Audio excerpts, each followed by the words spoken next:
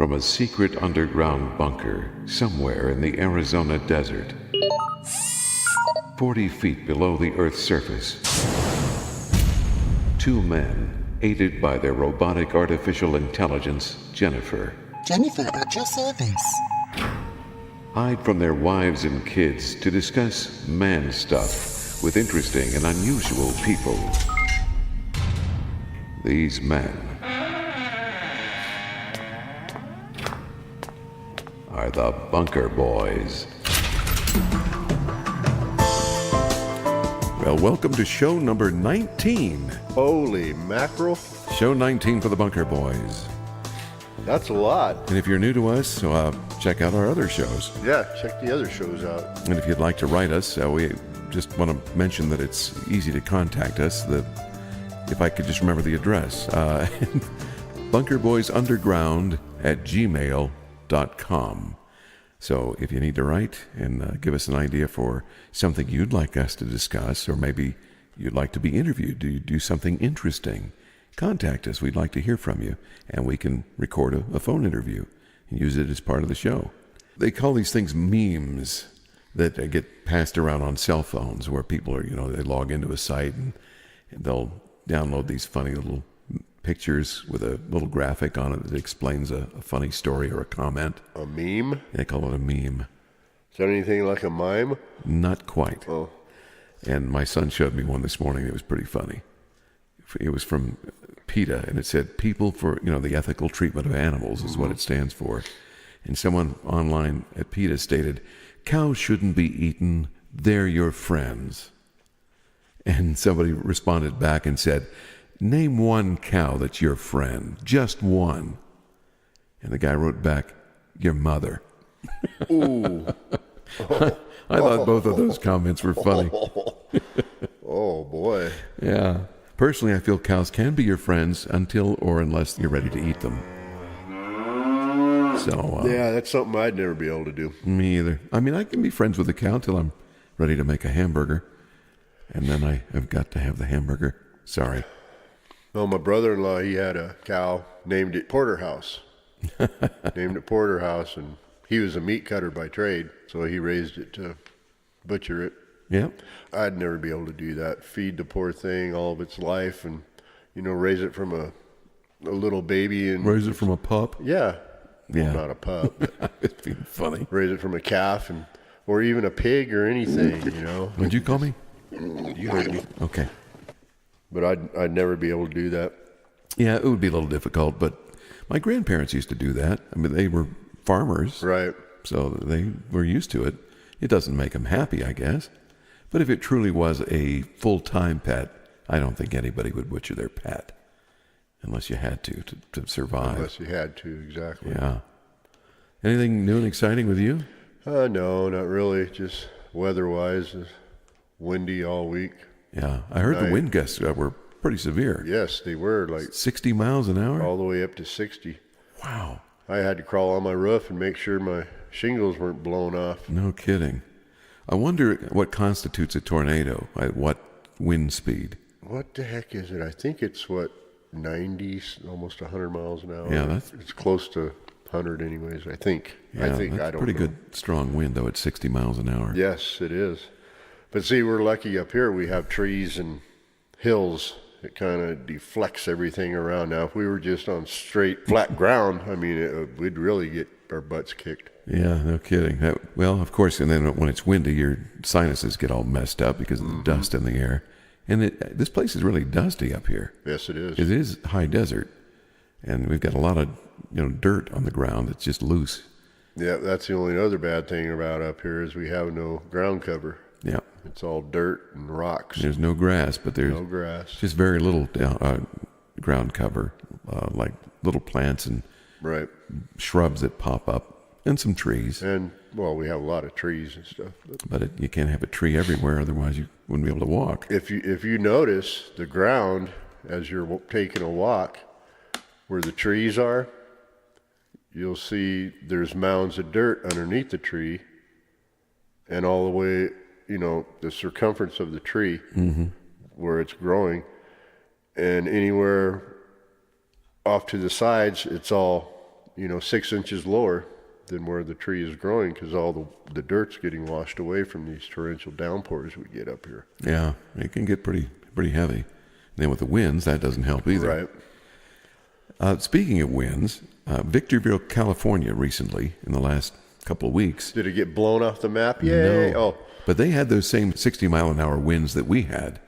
And because of that, many of the homes in Victorville have been piled up on by tumbleweeds. Oh, tumbleweeds. Did you see that? Yes. That's amazing. It is, huh? I mean, in Tucson, where there's a lot of tumbleweeds, you don't see that many blowing across the road or through your neighborhood. But I've been down there. I lived down there a long time ago, and you'd rarely see one. But when you did, it was kind of cool. It would just be rolling across the road. Every so often, you'd see them. But, 1 or 2 or 3, that was the max. But these folks had so many, thousands. It covered a 2-story house, didn't it? Yeah, piled up 2 stories high, blocking people inside their homes, and it worried some of them so much that they called the police. They called 911 to get help. And the city has been trying to help people with that by sending out trucks to help remove them. That happens in Chino every once in a while. With When the high winds come up. Yeah. As you're driving through the town coming towards here, on each side of the fence, you'll see the tumbleweeds just piled up on each side of the fence on the side of the road. Yeah, I have seen that a time or two. And there's people actually stopping, doing the speed limit, which is 55 or 65. I think it's 65 there. And they're actually trying to slam on their brakes, dodging these tumbleweeds. They're going to cause a big accident for one. Hit it. Hell, it's not going to hurt your car. It might scratch it if you have a new one. But there's nothing you could do about it. Don't stop in the middle of the road and cause an accident. Yeah, now if you can slow down gently, right, then I can see that. But these people, they slam on their brakes. You see smoke coming from their tires, and what are you doing? Well, it's a tumbleweed. Yeah, it is. And some of them get pretty big. They do. They're probably 3.5, 4 feet high. They're not going to knock your car over or ruin your car or nothing, but... Yeah. So the city there in Victorville was dispatching trucks from their code enforcement to come help haul those brush away. And when you look at them online, it's pretty amazing. And you saw that on the news. But I'll post that in the show notes on bunkerboysunderground.podbean.com. The crews from the city were cleaning them up, and they say that every time they get them cleaned up, a new batch blows in. So it's been really hard to stay on top of it. What would you say they look like? I mean, you've seen them up close, as have I. They look like a tumbleweed. Like, they're hard, though. They're like sticks and brush. They've got a soft outer edge. They're stickery. Yeah. They have stickers on them, basically. And how do they disperse their seeds? By wind. Right. They tumble. Rolling down the road. Exactly. Right. So the plant actually dies, and then it uproots. And the wind breaks them off, and then they start rolling, and that's how they disperse all their seeds. Well, it's a nasty plant called Russian thistle. That's what its official name is. Oh, those rotten Russians. The Russian immigrants brought that plant into the United States in South Dakota back in 1873. You could eat those. You could really? You could eat baby tumbleweeds. I hope they're tender and not brushy. Well, I guess if you boil them, you I did not know that. That's what I heard. Now, if you consider, they are considered an invasive species of plant. Mm-hmm, that they are. And then when it, of course, dries up, the brush, it just kind of rolls around spreading the seeds. Does it say why they brought them? No, it doesn't. No, hey, I think I'm just going to bring this weed with me into the United States and plant it. Maybe it creates a nice, shrub around the house or something. I don't think so. I can't see that either. Maybe they ate them. I don't know. Maybe you're right. Who knows? I don't know either. You might want to look that up one of these days. Yeah, I might do that. They said it spread out west, of course, because it was started in South Dakota. That's where they brought them. And why would Russians be going to South Dakota? Exactly. That's another question. But somehow they had an enclave there, and they brought these brush. But then it spread by cattle car because the brush got stuck on the trains as it would blow around. I can see that. And it would spread wherever it would shake the plants because they had the seeds on the end of the tumbleweeds. But interesting. I didn't know anything about that. I didn't either. Utah has a city there that gets inundated by them every so often, every few years. Tumbleweed City? No, it's Eagle Mountain to be Oh, really? exact. Yeah, and they get so inundated from them that they have developed a drop-off site for people to bring them and dispose of them. So if you want to haul your own away, they have a place where you can dump them. Haul your own tumbleweed. Yeah, I think they look cool in old westerns. I think it's always kind of a thing you enjoy seeing. And when I see them, I think they look cool blown across the road. They do. On a side note, I forgot about this, but there was a stay-at-home mom that was homeschooling some of her kids, and some of the neighbor kids would come over, and they said they wanted to learn about business, so she wanted to teach them while they were paying attention. Did she know anything about business? Oh, yeah, I think she did. Her name was Linda Katz, and she developed this little business. They decided since there were tumbleweeds blowing through their yard, they would call it Prairie Tumbleweed Farm. And she was showing them how to sell products online and how to develop a web page. And she kind of randomly pulled it out of her head that they were going to sell tumbleweeds. And she priced the tumbleweeds, on their web page as by size, basically. $15 for a small one, $25 for a big one. It would be so much shipping cost, she calculated. Boy, what a rip-off that is. Yeah, well, we could pick them up for free. But, right. And she had a friend that worked at the electric company, and the electric company had it all fenced in, where they want people to jump in and start messing around with the electricity connections. So they had it all fenced off, and when her buddy would go out there to work on things, he would always have a million tumbleweeds to pull out of there, and it drove him crazy. He would just pull them out and throw them over the fence. So basically that's where she came up with the idea, is that her friend was having all this trouble with tumbleweeds. She could just sell them. Well, she didn't mean to post the page live, and somehow she posted it out on the internet. And when she started getting orders for these things is when she realized she had a business, and people from all over the world were ordering them. She said that NASA ordered some to test the Mars rover to see if it could, move around them or move through them or climb over them. What? In case there was something like that on Mars. And she got orders from Japan and a lot from Germany, because the Germans love the Old West. They love old westerns. They're big fans of John Wayne over in Germany. Oh, hello! Look at the tumbleweed I bought. Now that's British. Oh, that's British. Yeah, you're right. But can you imagine that? Spanking, snanking. Look at that tumbleweed I bought. That's an interesting German accent. Yeah, so the kids had an instant business, like overnight. They started getting these orders. In the first 13 years of business, and that ended in 2007. They were making $40,000 a year. 13 years of business? Yeah, and that was the last article I read about it. I found holy moly, in this old paper I had printed up. But yeah, let's start selling juniper berries. We've got a bunch of those. Well, people do sell them. Yes, I just don't know what the legality is of that. I mean, do you have to be licensed to handle food, or I don't know. How does that work to sell berries? There's your internet right there. Well, I guess we'll have to look it up and find out. But yeah, we could sell juniper berries. They're supposed to be good for medicinal purposes. Right, and you make gin with them. And gin, yeah. You could pickle food with them, basically, too. And there was seasoning spice, aren't they? I believe so. I think if you ground them up, and you can sprinkle it on like rubs and stuff. Okay, yeah. I've heard of it on some of the cooking shows my wife watches. They talk about juniper berries and cooking with them. Mm-hmm. But I'd never heard much of them before until we bought this farm up here. I put them in my brine when I make corned beef. Oh, yeah. I guess and they do have a distinctive flavor. That they do. You taste them, and you can certainly taste where gin comes from, or ginger ale they make out of them too. They do. That's where the flavor from ginger ale comes from. I thought it was from ginger. I don't think so. Well, you better look it up.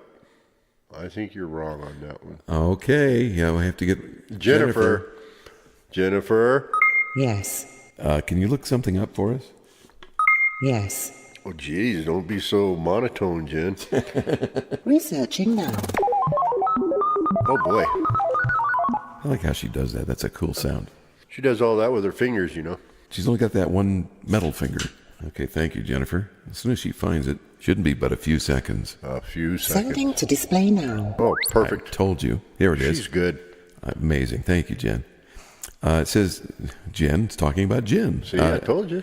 And distilled gin is produced exclusively by redistilling ethanol of agricultural origin with an initial strength of 96% ABV. I don't need to know this. Yeah. Gin is a liqueur which derives its predominant flavor from juniper berries.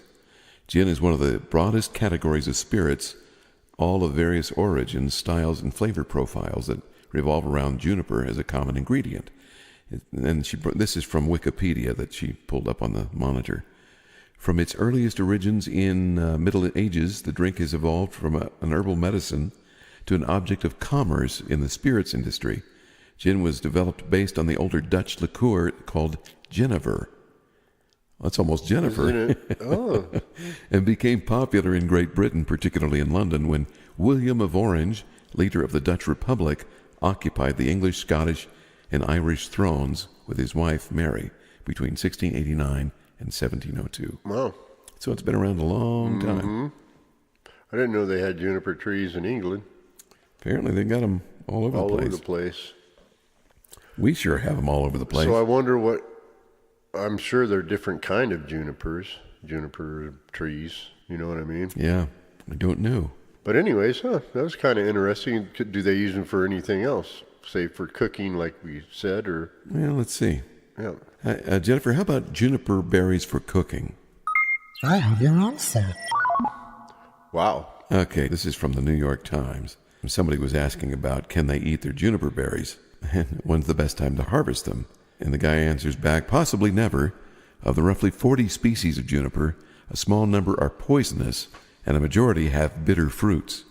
Only a few yield edible berries. And it says actually modified cones. Only one is routinely used for flavoring. It says the flavoring juniper is best known for its contribution to gin in common juniper, or the technical name is Juniperus communis. And where do they find those, I wonder? It said it actually occurs in Asia, Europe, and North America, and it's the parent of dozens of popular ornamental varieties.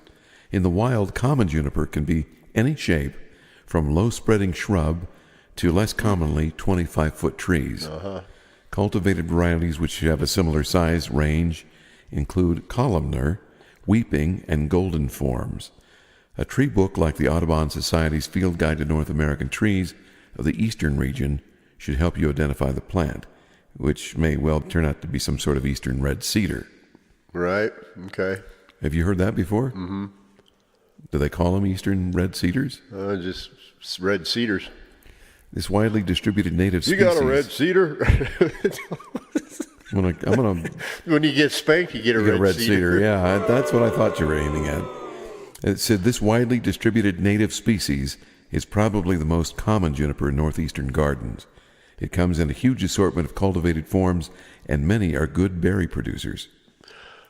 I think ours are fine. I've eaten them before. I think ours are fine also. I haven't gotten poisoned with the brines I've made with them, so yeah, that's a good thing. Although red cedar berries are edible, they are only faintly aromatic. If you want tasty juniper berries and do not have a J. communis, it would be best to plant one. So, See, now I wonder if we have red cedars. I don't know. No, we don't. We have shaggy bark junipers in this lower region. In the higher region, they're alligator bark junipers. Then they talk about sexing a plant. I guess there's male and female plants. That's different. Hey, let's sex up your plant, man. Juniper's not usually identified by sex, but sex is necessary for berries. Really? Makes sense to me. Okay, now, does it explain, Ricky? No. Choose a plant that has already fruit to ensure eventual harvest. Do not worry about a mate. Any male in the species will do, and there's almost surely at least one in your neighborhood. The berries take 2 to 3 years to ripen. They will be blue-black with a whitish bloom. Have you experienced that? Yes. You see them like that out here all the time. And are most aromatic when they're fresh. It says, be warned that birds are very fond of juniper berries. Yes, they are. So all this may be theoretical unless you net the plant. Especially robins. Mm-hmm. Robins and tufted titmouses. They eat them up. Like This is a family show. no, this is the bird's name, bozo. They're called tufted titmouse. Don't look at me like that. I'm serious. I know. I was just kidding. But coyotes, coyotes like them too. Yes, they do. Why do you think they eat them? For flavor or? No, because they're starving. Oh, so they'll eat just about anything. Yes, elk eat them. Okay. I've seen them in elk do. Yeah. Elk droppings. I see when the coyotes take a dump. I see that in their excrement out They here. eat a lot of them. Well, see, everything's. There's so many people that's moving in out here. All the wildlife is leaving. Well, it's too noisy for them. They're afraid. They're getting run out. Yeah. You know, and it's sad. That's what it is. Well, at night I still hear them. I hear the coyotes when. Well, that's just about the only coyotes and rabbits are about the only thing that stays out here anymore. Yeah. Well, All the big game, the elk and antelope and deer, they're moving on. there's too much activity out here for that, especially with all the four-wheelers. We do get them out here once a year, maybe once every other year, but Well, you've got that 80-acre tract over there that they can roam free. yes, they can. They can do whatever they want out there. And Everybody goes, well, why don't you hunt them? I said, why? I mean, I'm not going to. You can't do it when they're off season anyway, That's true. and they're perfectly safe over there. Exactly. And they know that. Yeah, So that's good. just leave them alone. Yep. You know, they were here before we were. And But then if you need to eat, you know where you can go. exactly. Yeah, I'd just be worried that a neighbor might sneak over there and off one of them. Well, I'll Not- hear the not me. I'll hear the gunshot. That's true. Be over there lickety split. Yep. But what if he's not using a gun? What if he's using a bow? Then it'll be harder to catch. It'd be harder to hear. Now, you've eaten elk before. What do you think it tastes like? I hate it. You do not.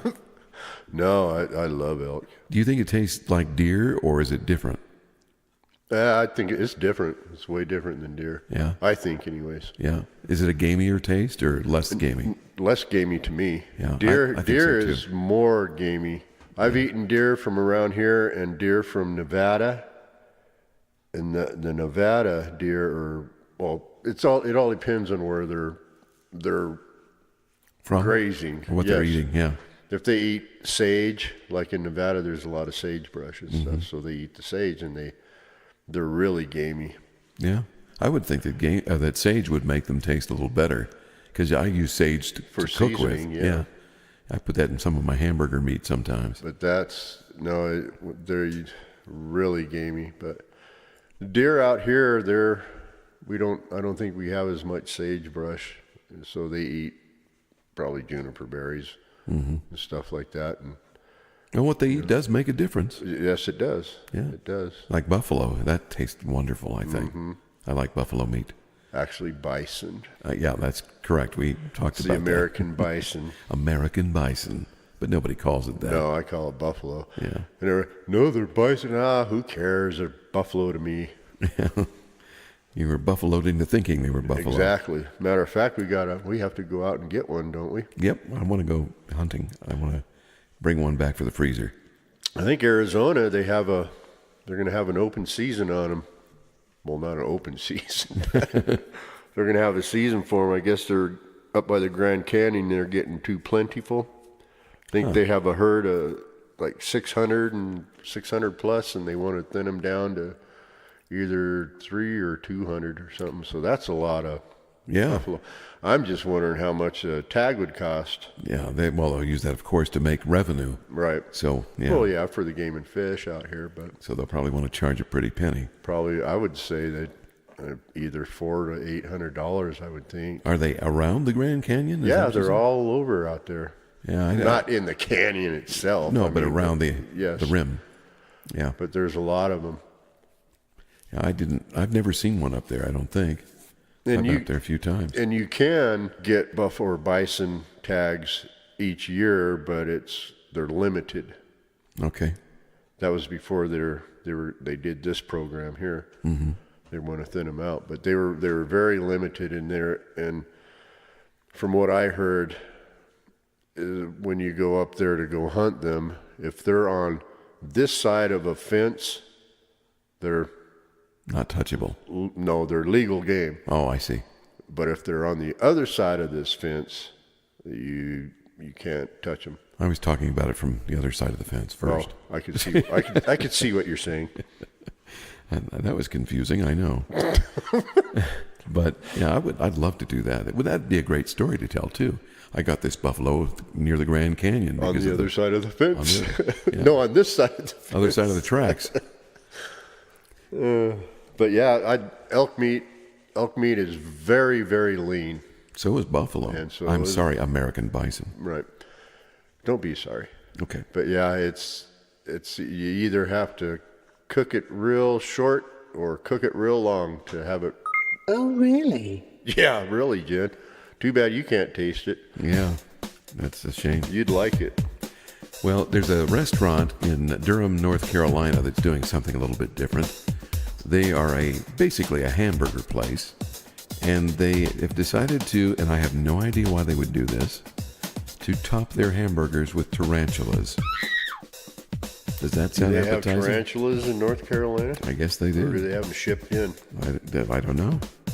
They're called Bull City Burger and Brewery, and they're celebrating Exotic Meat Month by featuring burgers made with everything from pythons, bison, I call Bull City. turtles, insects, alligators, iguana, and even tarantula. But the tarantula challenge that they have going on has customers going a bit crazy on it.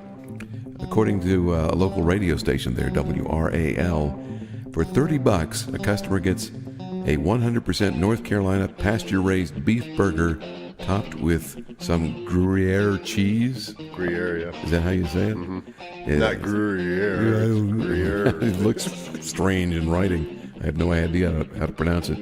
It has chili sauce. How much was this? $30. Chili sauce and an oven-roasted tarantula. Now that means they burned the little hair off its legs and body. But I don't think I'd want to bite into that. That's nasty. Although their legs, they say, taste like, don't say chicken. They taste like Shrimp? something tasty. How about it tastes good, like nutty. How about lobster? Lobster's good. Don't lobster have 6 legs? I don't know. Arachnophobia legs? Could be. I think they do. You know better than I would. 6 legs and 2 claws? You're the fishing expert. I don't know much about lobster other than what that lobster so tail. $30 looks for a friggin' hamburger. Let's go there for dinner one night. like. Well, it's Does novelty. it come with French fries? It's a novelty. I would assume so for that kind of money. But they said they only purchased 18 zebra tarantulas. So there's the answer to your question. Okay. So anyone wanting to chow down on one of the spiders has to win a tarantula raffle first. So you have to be put into the raffle. So I wonder where these zebra tarantulas are from. Africa? I don't know. Are they black and white, I wonder? They're just crispy. Crispy critters. Crispy critters. I'll be darned. Well, the owner says, well, they're not to everybody's taste. And somebody had been tweeting comments to them about it on Yahoo. And it said, ew, super gross, or, oh, hell no. So I guess nobody wants to eat spiders. Well, they're not really spiders. They're arachnids. I don't know if I'd want to eat one either. I don't want to either. And the thing is, if somebody didn't tell me what it was, I probably would eat it and not even... How big are they, I wonder, also? You know, Well, does they're- it cover the whole top of the hamburger, I wonder? Yeah, they have a picture on the website.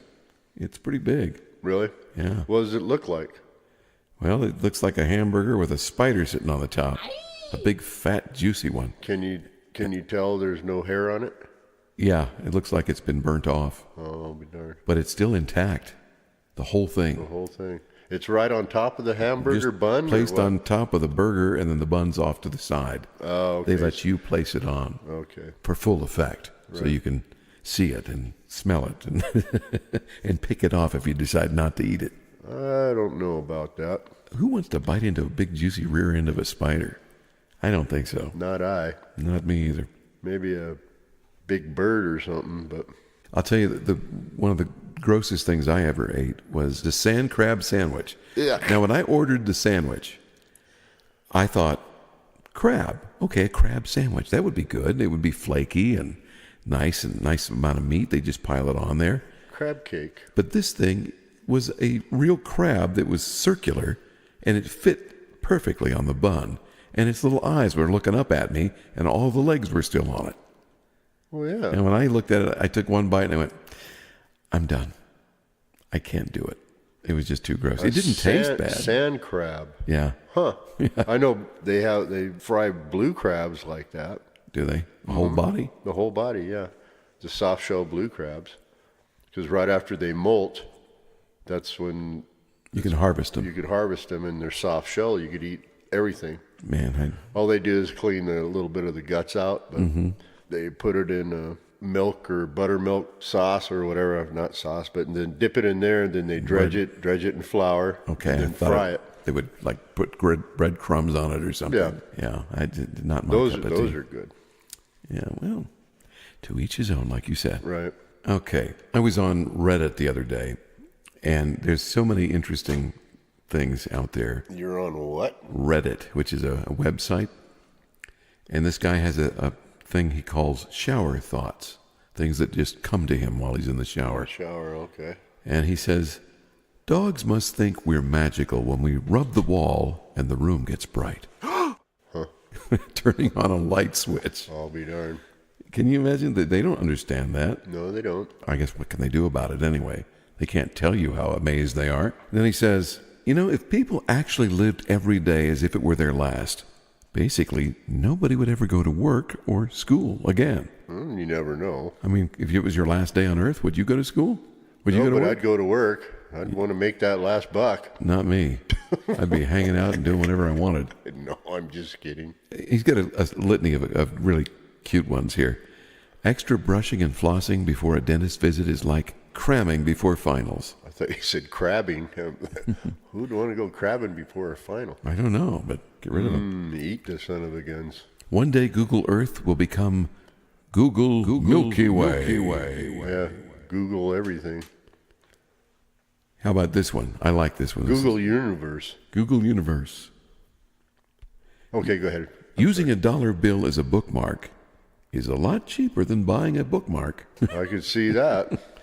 I have been known to use toilet paper because it was there and I was, where I was reading, in the reading room. In the pooper? Yeah, well, we'll just call it the reading room. Oh, here's a good one on Facebook.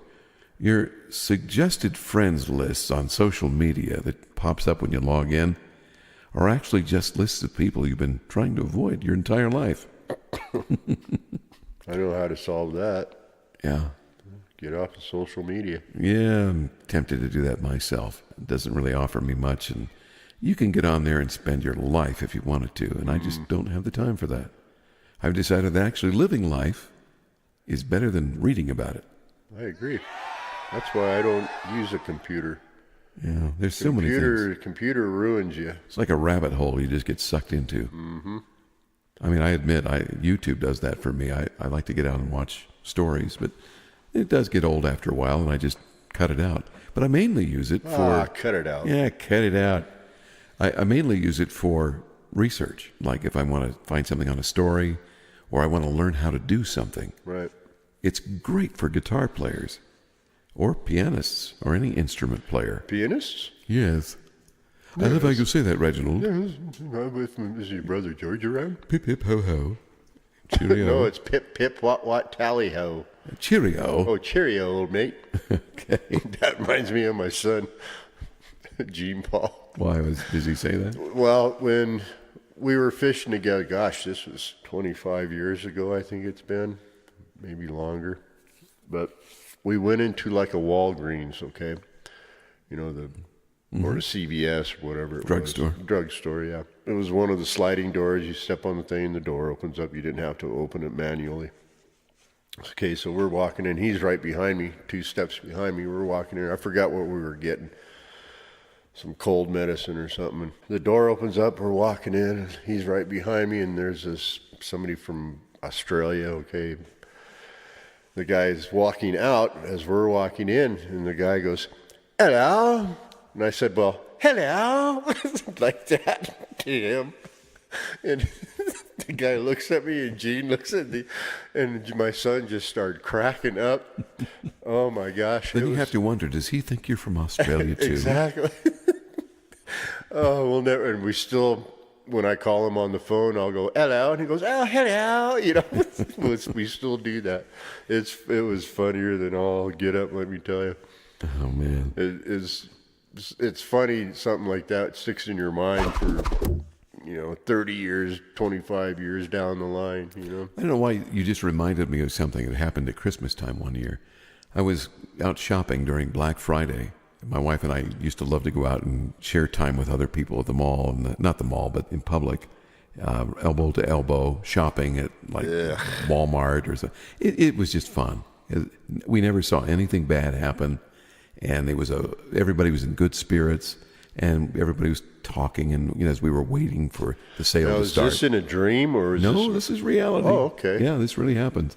Okay. And we've gone out for several years, and we get bargains. We decide the top 3 or 4 things we want, and we go for the first one, whatever's most important, and then we divide and conquer. Like my wife would go over if she wanted this and I wanted something else, then we would divide and go to those different areas where they were selling it, and oftentimes they had them on skids, and they were wrapped up in plastic, and they were waiting to open the plastic. So at midnight or at 5 a.m. or whenever it was, they decided to have this open for Black Friday. They would cut the stuff open, and everybody would just scramble to get their stuff. And it was fun. I enjoyed it. Oh, and you got to talk to people. And you're a nut. Everybody stood around with their coffee they got from whatever coffee shop was open. And we had a blast with it. You make friends with people, and you just tell stories and jokes, and it was fun. This girl, I'm walking into the store, and I forget where it was, but I'm walking into the store, and she's walking in also, and she looks right at me, and she says something. And I said, what? No. No. I'm sorry.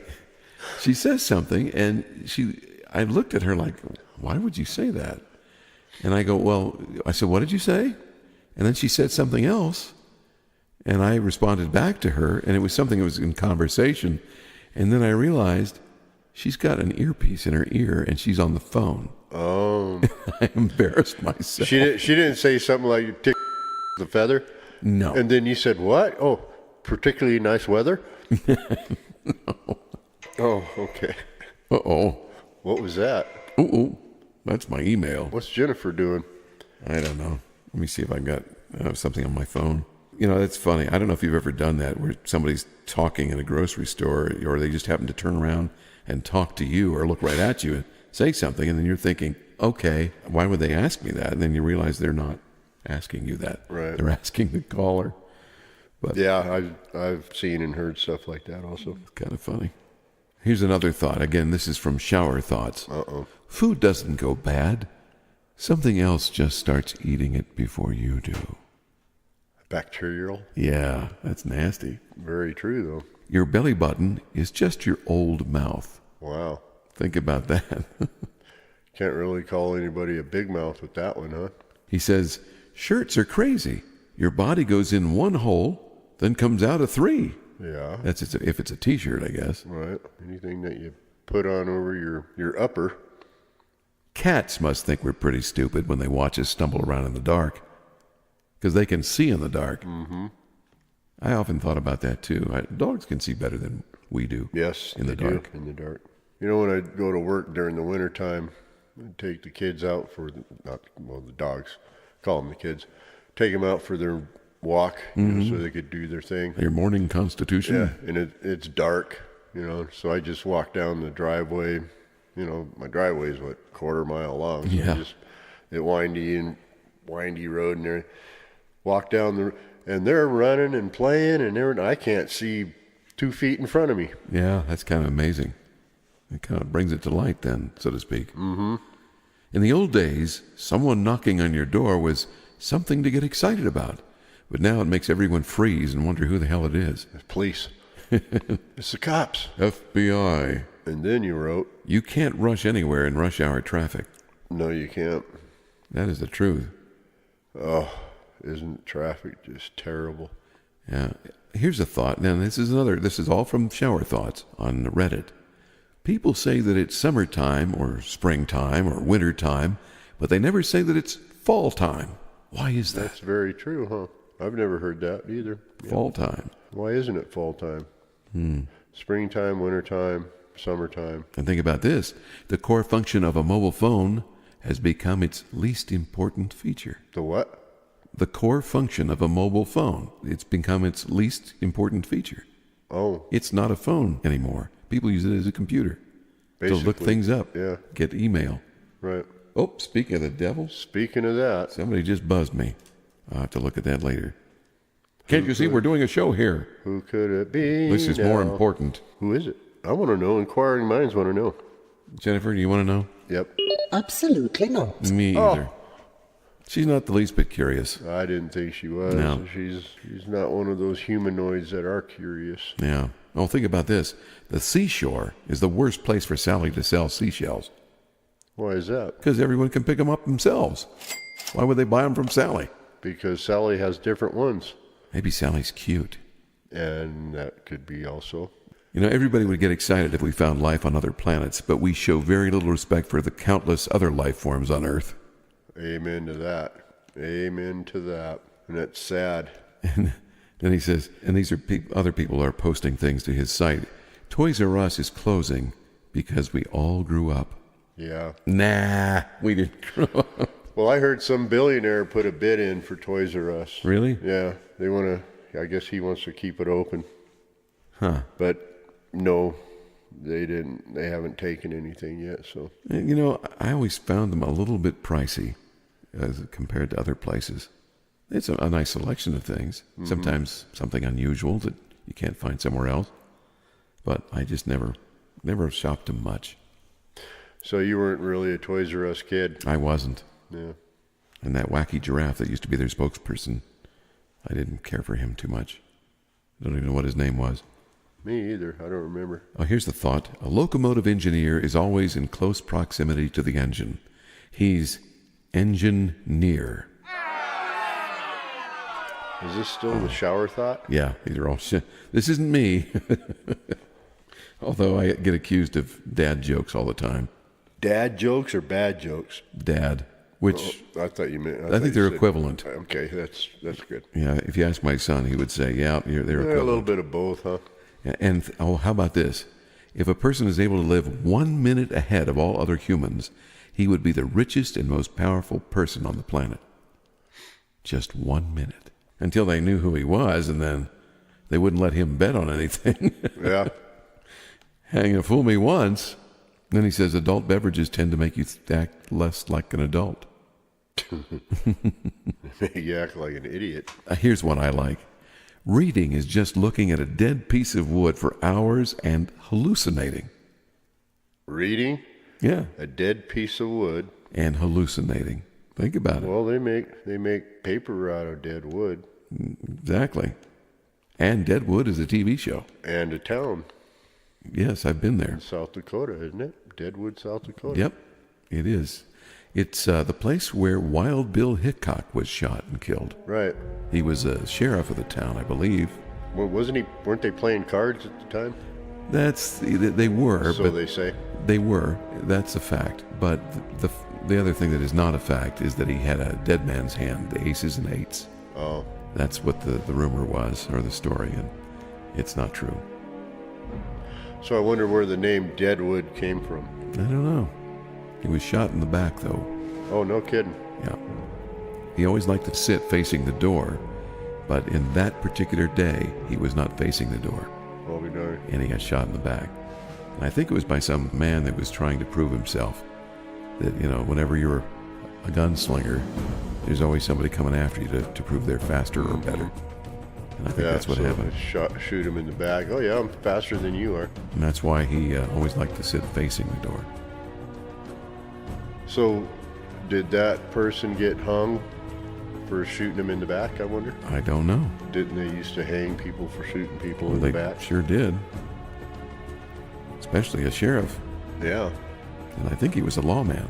Well, if he was a sheriff, he was a lawman. Yeah, well, I don't know that he was sheriff. I'm just thinking that he was. I don't know that part of history real well. Hey, Jennifer, can you look that up for us, please? Accessing data now. Thank you. All right. Well, here it is. Yeah, thanks, Jen. Where it is? There. There? Where's there? Here? It's somewhere. It's there. James Butler Hickok, better known as Wild Bill. He was born May 27th, 1837, died in 1876. Wow. Folk hero of the American Old West. He was a drover, a wagon master, a soldier, a spy, a scout, lawman, and gunfighter. Even a gambler, a showman, and an actor. Earned a great deal of notoriety in his own time. Much of it bolstered by the many outlandish and often fabricated tales that he told about himself. So he was a... Often fabricated, huh? Yeah, BSer. He was born and raised on a farm in northern Illinois when lawlessness and vigilante activity was high. He was drawn to a ruffian lifestyle, and by age 18, he was a fugitive from justice, working as a stagecoach driver, later as a lawman in the frontier territories of Kansas and Nebraska. He fought and spied for the Union Army, and during the Civil War, he gained publicity after the war ended as a scout, a marksman, actor, and professional gambler. Over the course of his life, he was involved in several notable shootouts.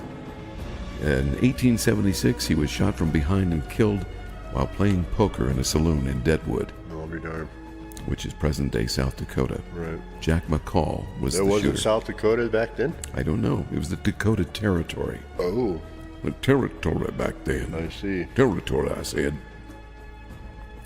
The hand of cards which he supposedly held at the time became known as the dead man's hand. 2 pairs of aces and eights. I'll be darned. That's why they call it the dead man's hand, because of Wild Bill. Because of Wild Bill.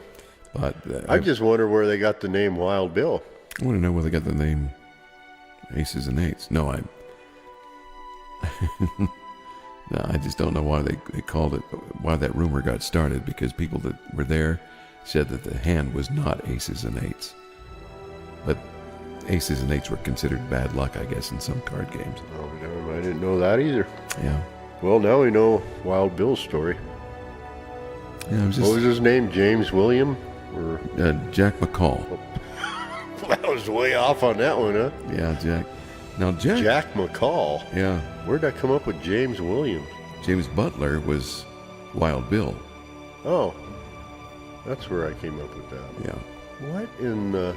It says that Wild Bill only killed 6 or 7 men in his entire law career. So he wasn't this outlandish, outlaw type guy? Yeah. Now, some of the Arizona Territory guys, they were a little shady too, and rumor has it, like the Tombstone shootout, that was a little shady, but yeah, I don't know. Historians argue over that. Right. What are you to believe? Yeah, not being there, and even if you were there and you knew the scenario, you might come out on either side of that argument. Yeah. I agree on that one. I was trying to find out more information on Jack McCall, whether he was hung like you were asking. I didn't ask if he was hung. Okay, so Jack McCall, it was saying, did get executed for shooting Wild Bill. Good. There was a first trial and a second trial. It says an impromptu court was called to order with the prosecution, defense, and jury made up of local miners and businessmen there. And on the trial the next day in McDaniel's Theater, McCall claimed his actions were in retribution for Hickok having previously killed his brother back in Abilene, Kansas. So they shot him in the back. Yep. McCall was found innocent after 2 hours. The verdict brought the Black Hills Pioneer, which is the newspaper there, to editorialize, "Should it ever be our misfortune to kill a man, we would simply ask that our trial may take place in some of the mining camps of these hills." So they were pointing out that it was injustice, that he shouldn't have gotten off. Right. The second trial... Sounds like nowadays. Yeah. The second trial, it says, McCall was buried in Sacred Heart Cemetery in Yankton County, South Dakota, a cemetery which ended up being moved in 1881. When McCall's body was exhumed, it was found to still have the noose around his neck. Oh, no, they just cut the rope. Cut the rope and Cut buried the the whole rope body. and Wow. That's interesting. It is, that is. McCall was supposed to be the first person executed by federal officials in the Dakota territories. I'll be darned. Killing of Hickok and the capture of McCall is reenacted every summer evening, except Mondays, at the Old Town Hall in Deadwood. Well, would a hanging be an execution? Of course. Would it be? Oh, yeah. If you're executed, your life is ended. I thought an execution was like getting shot or something. Well, you can get your head chopped off, you're shot, hung, Okay, well, I thought a hanging was a hunging, a hunging was a hanging, and a hanging was a hunging. That sounds like a song. It does. It's very rhythmic. Hey, let's write one. I don't think anybody would listen to it. But my dad was raised in the Black Hills of South Dakota. Yeah? In a little town called Pringle. Pringle? Yeah, like Pringle potato chips. Is that where they make them? No.